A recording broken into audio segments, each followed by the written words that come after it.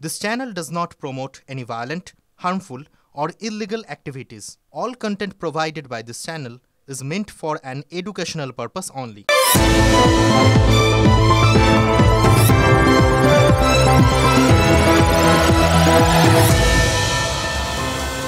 এই শহর জানে আমার প্রথম সবকিছু।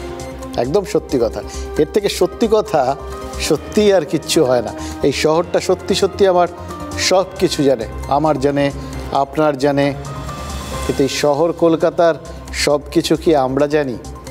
আমরা কি জানি সন্দেশখালি কলকাতায় চলে এসছে? মানে দুটো জায়গার মধ্যে এই ভৌগোলিক গুরুত্বগুলো ভুলে যান, শুধু মনে রাখুন এই সন্দেশখালিতে যা ঘটে তাই কলকাতা শহরেও হয়তো ঘটে, হয়তো আরও বেশি করে ঘটে। জানতেন সেটা? এতটা জানতেন? সন্দেশখালিতে তো শুধু শেখ শাহজাহান আর তার বাহিনীর কথা জানতাম, আর কলকাতায় তো মনে হচ্ছে এই মুহূর্তে শাহজাহানের ছয়লাভ। যারা মনে করেন জোর যার জমিদার বাবুর, আমরা এতদিন ধরে শুধু সন্দেশখালির অভিযোগ পাচ্ছিলাম আর শুনছিলাম ওই শেখ শাহজাহান, উত্তম সর্দার, শিবু হাজরারা নাকি লোকজনের ওই জমি জায়গা, মাছের ভেড়ি সব দখল করে নিয়েছে। মানে সামনে যা পেয়েছে, যা দেখেছে সেটাকেই এটা আমার বলে কেড়ে নিয়েছে। এখন তো দেখছি সেই একই ঘটনা এই কলকাতার কসবা বা পাটুলিতেও ঘটছে। কলকাতাতেও একইভাবে জমি জায়গা সব দখল হয়ে যাচ্ছে, আর সেই সমস্ত জায়গায় নাকি ঘরবাড়ি তৈরি হয়ে গেছে বিভিন্ন লোকের ইচ্ছে মর্জিতে এবং পৃষ্ঠপোষকতায়। ভাবুন তো, এই যখন সন্দেশখালির গল্পটা প্রথম সামনে এসছিল, যখন এত কিছু চারপাশে ছড়িয়ে যাচ্ছিল, এই ঘটেছে ওই ঘটেছে বিভিন্ন কিছু, তখন সব নেতারা কি বলছিলেন? শাসক দলের নেতারা তো বলছিলেন যে এতদিন ধরে ঘটছে বলছে, কেউ জানতো না, হঠাৎ করে রাতারাতি সব হয়ে গেল। শুনিনি তো আমরা, এই তো এত বছর ধরে ওখানে শাসক দলের লোকজন রয়েছে, বা তার আগে কোথাও গিয়ে বামেদের লোকজন ছিল, কোথাও তো কেউ কখনো বলেনি। আজকে হঠাৎ রাতারাতি এই সমস্ত ঘটনা ঘটে গেল। তখন কারোর হয়তো মনেও হয়ে থাকবে, সত্যিই তো এইসব তো আগে কখনো শুনিনি, এই সব কথা, এইরকম ঘটনা এগুলো একদম মানে আমাদের রাজ্যে এত কাছাকাছি একটা জায়গায় এরকমভাবে ঘটতো, সত্যিই তো জানিনি। আজকে কি বলবেন, এ তো আমাদের খোদ শহরটার মধ্যে দুপা দূরত্বে এই সমস্ত জায়গায় এই সমস্ত ঘটনাগুলো ঘটতো, এগুলোও তো আমরা কখনো জানিনি। এখন জানছি কারণ আমাদের জানানো হচ্ছে। হ্যাঁ, ওখানে বিরোধীরা জানিয়েছিলেন, বিরোধী প্রতিবাদী যেভাবে দেখবেন সন্দেশখালির লোকজনকে, আর এখানে শাসক দল জানাচ্ছে। মানে শাসক এবং বিরোধী দু দলের জানানোর মধ্যেই যখন একই সুর ধরা পড়ে, তখন তো আমাদের এটা বুঝতে কোনো অসুবিধা হয় না। আমরা জানি চাই না জানি আমরা এই কোথায় রয়েছি। দেখুন, কলকাতা পুরসভার 110 নম্বর ওয়ার্ড, যেটা ওই পাটুলির মধ্যে পড়ে, সেই 110 নম্বরের ওয়ার্ডের কাউন্সিলর স্বরাজ মণ্ডল, তিনি তৃণমূলেরই কাউন্সিলর, এটাও স্পেসিফাই করে দিলাম আর কি। সেই স্বরাজ মণ্ডল তিনি অভিযোগ করেছেন তাকে নাকি বেধড়ক মারধর করা হয়েছে। ভাবছেন তো, মারধর করার কথা যখন শাসক দলের কোনো কাউন্সিলর বলছেন, তাহলে নিশ্চয়ই এবার বিরোধীদের নামটাও আসবে। যাদের নাম এসছে তারা তাদেরই লোক, মানে শাসক দলেরই লোক। যাদবপুরের বিধায়ক দেবব্রত মজুমদার এবং 12 নম্বর বড়োর চেয়ারম্যান তারকেশ্বর চক্রবর্তীর অনুগামীরা, এরাই নাকি মানে শাসক দলের এই সমস্ত লোকজনই নাকি শাসক দলের এই কাউন্সিলরকে মারধর করেছেন।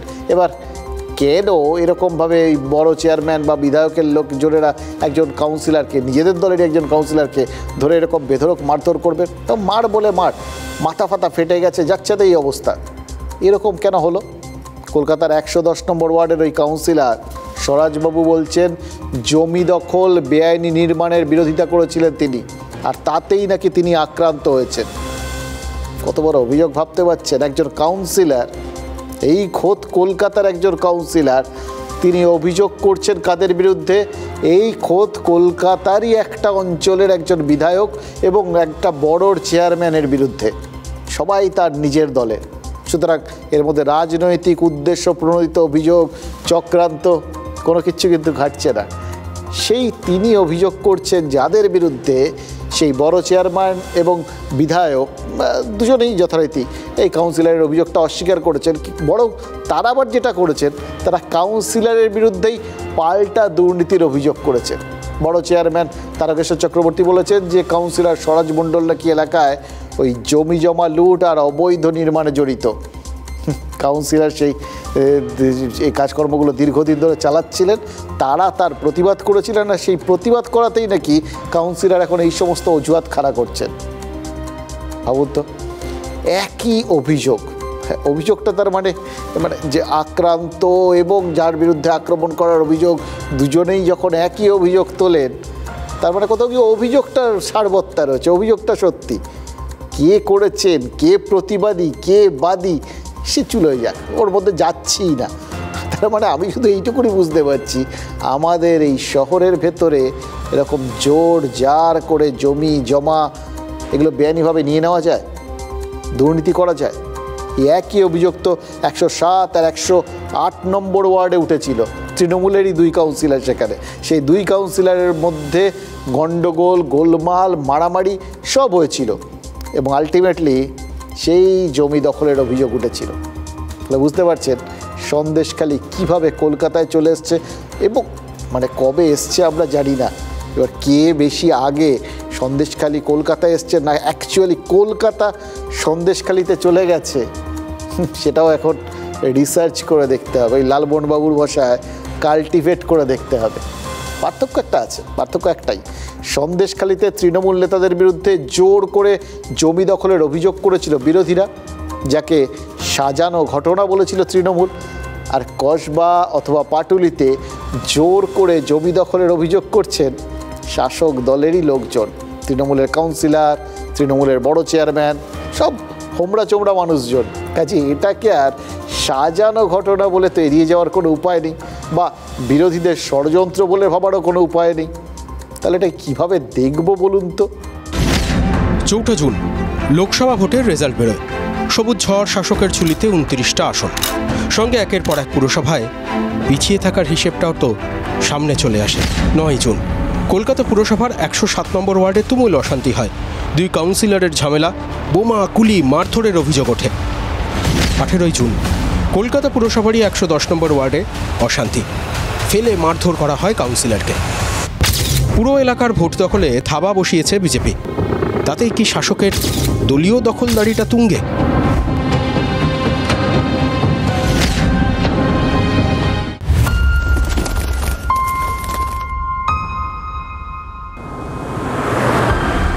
খাস কলকাতা, শাসক তৃণমূলের কাউন্সিলর স্বরাজ মণ্ডল ফেলে পিটিয়েছে তৃণমূলেরই আর এক পক্ষ। কাউন্সিলরের কাঠগড়ায় আর এক কাউন্সিলর কাম বড় চেয়ারম্যান শুভজিৎ ব্যানার্জি, আমাদের যুব সভাপতি, তার নেতৃত্বে একদল দুষ্কৃতী ঢোকে এবং সেটা পুরোটাই পরিচালনা হয় তারকেশ্বর চক্রবর্তী বলে, তারা অনুগামী বলে পরিচিত।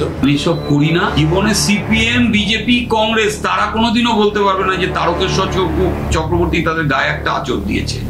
বিরোধী দল আর নিজের দল তো আমার নিজের দল। পাটুলি উপনগরীতে কিছু বেআইনি নির্মাণ হচ্ছিল, যেগুলো আটকে দেওয়াতেই ওনার যত রোষ, যেহেতু সেটা তাদের উপার্জনের জায়গা ছিল, যেটা আমি আইনত বন্ধ করে দিয়েছি বেআইনি নির্মাণ, সেটার জন্যই আমাকে এই রোষে পড়তে হলো। কেএমডি এর লিজ হোল্ড প্রপার্টি কোনোদিনও হস্তান্তর হয় না without permission of the KMD. সেই হস্তান্তর করে তাকে সেখানে 3 তলা 4 তলা বাড়ি, এটা আমি বাধা দিয়েছি, না এটা হবে। স্বরাজ ভার্সেস তারকেশ্বর, দ্বন্দ্বের মাঝেও ঐক্য কিন্তু অটুট। দুজনের অভিযোগেরই এক সুর। দুজনেই বলছেন এলাকায় জমি লুট করে অবৈধ কারবার চলছে। 107 নম্বরের ঝামেলাতেও সুরটা কিন্তু একই ছিল। আসলে দল করবার আগে কাউন্সিলর হয়ে গেছে, আগে কাউন্সিলর হয়েছে, পরে দল করেছে, আগে স্কোয়ার ফুট চিনেছে, পরে দলকে চিনেছে। গত 2 সপ্তাহে 107, 108, 110 এই 3টি ওয়ার্ডে অশান্তি হয়েছে। 3টে ওয়ার্ডের অশান্তিতেই তৃণমূলের গোষ্ঠীদ্বন্দ্ব প্রকাশ্যে এসেছে। ভোটের রেজাল্টে এই 3 ওয়ার্ডেই কিন্তু পিছিয়ে রয়েছে তৃণমূল। ঝামেলাটা শুধু কাউন্সিলর বনাম কাউন্সিলরই কি থেমে থাকছে? বিধায়করাও তো জড়িয়ে পড়ছেন। পাটুলি মেলার মাঠের পার্টি অফিসে 6 দিন বসার কথা কাউন্সিলরের, 1 দিন বসার কথা বিধায়ক দেবব্রত মজুমদারের। পার্টি অফিসের চেয়ারে বসতে গিয়েছিলেন কাউন্সিলর। অভিযোগ, বিধায়কের চেয়ারে কাউন্সিলরের বসা নিয়েই বচসা শুরু। যেটাই ঘটেছে তার অনভিজ্ঞতা, আমি আবার বলবো, আমরা দলীয়গতভাবে দেখব বিষয়টা। দখল, চেয়ার হোক বা জমি, দখলের এক্সপ্রেসটা তো ছুটছেই। সন্দেশখালি টু পাটুলি। 27 বিঘে জমি আমাদের, পুরো 27 বিঘে কাওড়া দলিল করে নিয়েছে। তোমাকে বারণ করে দিচ্ছি, তুমি জানো একদম জমিতে যাবে না। আমরা ফেরত চাই। আমরা গরিব মানুষ, আমরা না কাজ করলে আমাদের চলে না।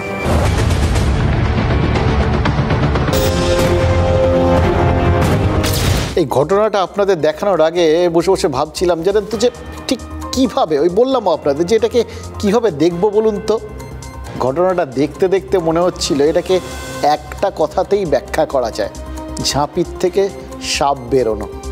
দেখলেন তো এর একজন আরেকজনের স্পেশাল পয়েন্টসগুলো, বা রোজগারের রাস্তাও কেউ কেউ বলবেন, সব নিজেরাই বার করে দিচ্ছেন, কাউকে কিছু করতে হচ্ছে না, একজন আরেকজনকে চিনিয়ে দিচ্ছেন। এটা একদিকে ভালো, সাপের হাঁচি বেঁধে চেনে। এবার তার বেঁধে যদি কখনো সাপ চিনিয়ে দেয়, তার থেকে ভালো আর কি হবে বলুন তো। আমরা এই সমস্ত ক্ষেত্রে ওই গ্যালারিতে বসে থাকা লোকজন, আমাদের যতক্ষণ না বুঝিয়ে টুজিয়ে দেয় আমরা তো বুঝতে পারি না। তা সেটাই লোকজন হয়তো মনে করেছে যে এত ধাঁধায় রেখে লাভ নেই, যা বোঝানোর বুঝিয়ে দিই। আমরাও বুঝে গেলাম। ওই কথাই বলে না, প্র্যাকটিস মেক্স পারফেক্ট।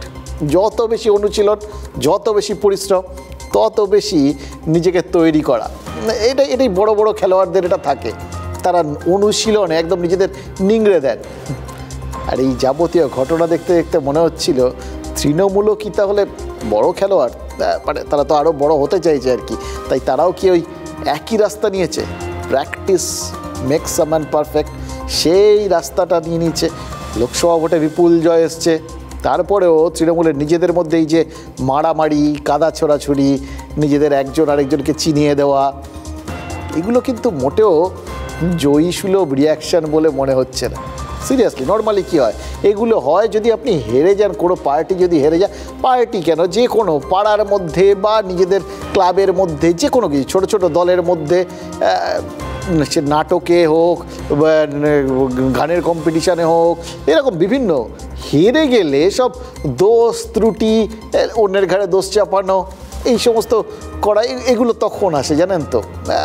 একটা বলির পাঁঠা খোঁজার চেষ্টা করা, জেতার পর এরকম একে অন্যের দিকে আঙুল তোলার ঘটনা, এটা কিন্তু সচরাচর দেখা যায় না। সেদিক থেকে দেখতে গেলে এটা একটা ব্যতিক্রমই আর কি। এই যে ভোট পরবর্তী সন্ত্রাসের ঘটনা, এটাকে আমরা নর্মাল বলে ধরে নিতে পারি। সাম্প্রতিককালে আমরা যা যা দেখেছি, যা যা হচ্ছে বাংলায়, তাতে এটা তো স্বাভাবিক।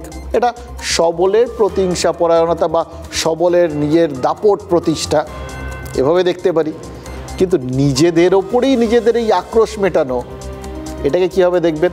এটাকেও যদি প্রতিহিংসা পরায়ণতা হিসেবে দেখতে হয়, তাহলে তো প্রশ্ন উঠবে, তৃণমূল কি ক্যানিবালিজমে আক্রান্ত? নিজেরাই নিজেদের শেষ করতে, ওই সেখানে সেই আবার অতীতে ফিরে যেতে হয় জানেন তো। সেই বলেছিল না, যদু বংশ ধ্বংসের কারণ, মুসল পর্ব শুরু হয়ে গেছে। এটা কি মুসল পর্ব চলছে? তাহলে বলতে হবে একে অন্যকে আঘাত করছে। জানেন আপনারা গল্পটা? দেখুন, আক্রান্ত কাউন্সিলর বলছেন তার ওয়ার্ডে তৃণমূল যে পার্টি অফিস আছে, সেই অফিসে একদিন সপ্তাহে বিধায়ক বসেন, বাকি দিনগুলো তিনি সামলান। অফিস একটা, বসার চেয়ার একটা, মানে সপ্তাহে একদিন 110 নম্বর ওয়ার্ডের পার্টি অফিসে গেলে যে চেয়ারটায় ওই তৃণমূলের বিধায়ক দেবব্রত মজুমদার বসেন, সপ্তাহের বাকি 6 দিন সে একই চেয়ারে বসেন কাউন্সিলর সরোজ মণ্ডল। এটাই তো হবে, একটাই তো চেয়ার। এবার স্বরাজ বলছেন এই চেয়ারই নাকি যাবতীয় ঝামেলার কারণ। এটা আমরা জানি, চেয়ারের মতো ঝামেলা বাঁধাতে আর কেউ পারে না। এবং সত্যি কথা বলতে কি, এই পৃথিবীতে যদি সব থেকে মায়াময়, সব থেকে ঝামেলাময় এবং সব থেকে অনিশ্চিত কোনো বস্তু থাকে, সেটা হচ্ছে এই চেয়ার। চেয়ারে আপনি নিশ্চিন্তে বসতেও পারেন, আবার চেয়ারে বসে আপনি খোঁচাও খেতে পারেন। এরকম বিটকেল, এরকম গণ্ডগোলে ভর্তি জিনিসটা খুব কম দেখা যায়। এতে যেটা সরোজবাবু বলছেন, তিনি অভ্যেস মতো ওই ওয়ার্ড অফিসে গেলে, ওইখানে চেয়ারে বসতে গেলে বিধায়কের লোকজন নাকি তাকে ওই চেয়ারে বসতে বারণ করে, কথা না শোনাতেই নাকি তাকে মারধর করা হয়েছে। কাউন্সিলরের বসতে ইচ্ছে হলে তিনি অন্য চেয়ারের একটা ব্যবস্থা করে নিতে পারতেন, নয়তো দাঁড়িয়ে থাকতেন। বিধায়কের চেয়ারে বসে যাবে না, এটা সিনিয়র বিধায়ক, তিনি বলে দিয়েছেন, হয় তিনি মানতেন অথবা তিনি মানবেন না, না মানলে কি হবে তার বোধহয় জানা উচিত ছিল, জানেননি। তাই এবার কাউন্সিলর কথা না শোনায় বিধায়কের লোকজন কাউন্সিলরকে পিটিয়ে দিয়েছেন। এবং এমনিতে ভোটের পর যেখানে বিরোধী দলের কর্মী সমর্থকরা অভিযোগ করছেন তৃণমূল মারধর করছে, সেখানে এখানে তৃণমূলের লোকজনই অভিযোগ করছে তারা তৃণমূলের লোকজনের হাতেই আক্রান্ত। এটার একটা অন্য দিকও থাকতে পারে, জানেন তো, আমি সেটাও ভাবছিলাম যে পাটুলিতে হয়তো বিরোধীদের অস্তিত্বই নেই, তাই তৃণমূলের লোকেরাই তৃণমূলের লোককে মেরেছে। ওই যে বলছিলাম, প্র্যাকটিস মেক্স পারফেক্ট। যত বেশি অনুশীলন, যত বেশি পরিশ্রম, তত বেশি নিজেকে তৈরি করা যায়। কলকাতার কসবা বা পাটুলির তৃণমূল কর্মীদের হয়তো মনে হচ্ছে বিরোধী যখন নেই তখন নিজেদের মধ্যে একটু প্র্যাকটিসটা সেরে ফেলা যাক না, প্র্যাকটিস করতে গেলে তখন নিজেদেরই প্রতিপক্ষ ভেবে নিতে হবে। তাতেই তার টিসই তাই করেছেন তারা, তাদের অন্তত প্র্যাকটিসটা তো চালিয়ে যাওয়া যাবে না, হাত পা চলবে, যাতে আসল সময় যখন দরকার পড়বে তখন না হাত পায়ে জং ধরে যায়, হাত পাটা ঠিকঠাক চলে। এই সব কিছু কিন্তু আসলে তার প্রস্তুতি।